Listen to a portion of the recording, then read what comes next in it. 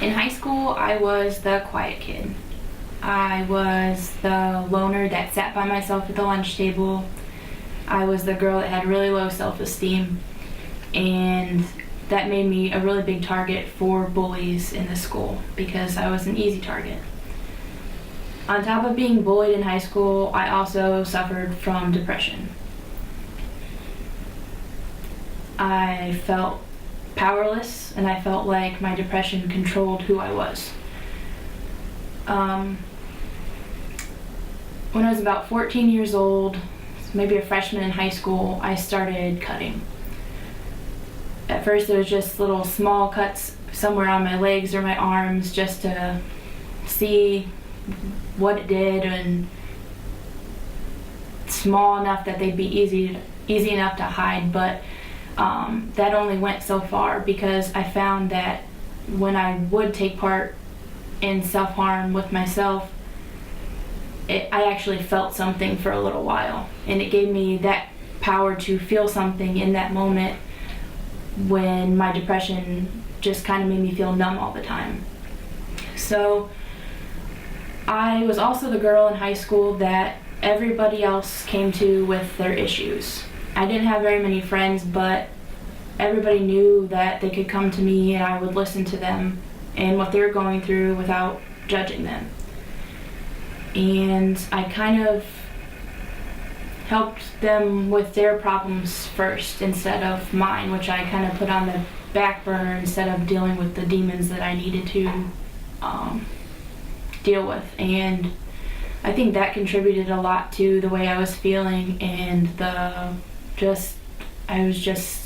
had that sinking feeling and I couldn't really come up for air. But at 15, I struggled with my sexuality, how I identified. I was confused, conflicted. I couldn't really talk to my parents about it because they kind of just shut that idea off in my head. And at 15, I was hospitalized for trying to take my own life.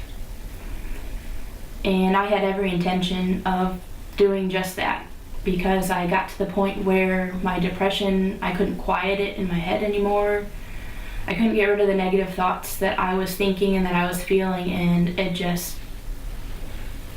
I was drowning and I couldn't come up for air and I couldn't deal with it anymore. And I thought in my head, my depression made me think that everyone would be better off without me in this world and that everything would just be so much better.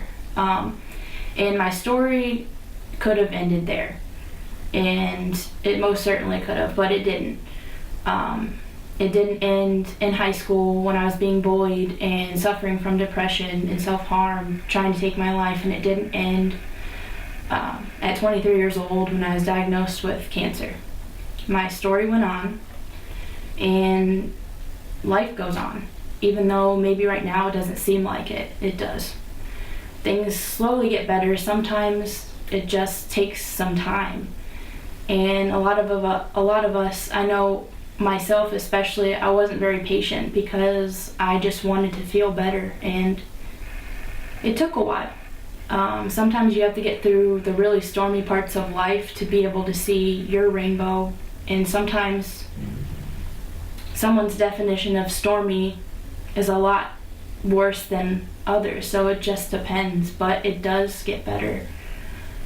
I think if I could go back and tell 15-year-old me that, that would definitely be what I would choose to say, that it does get better and it does go on. And mental health and bullying right now, it's not just in the high schools or the middle schools or in elementary schools. It affects everyone, everywhere, worldwide.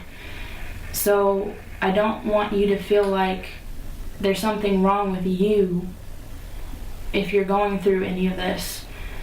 I feel like if everybody who felt like this came together, we would be able to make a little bit of a difference in how we choose to address these things. And I think it would help to kind of end the negative stigma surrounding mental health, because it's kind of been a taboo thing to talk about, and that's not okay. If you're hurting, you need to tell somebody.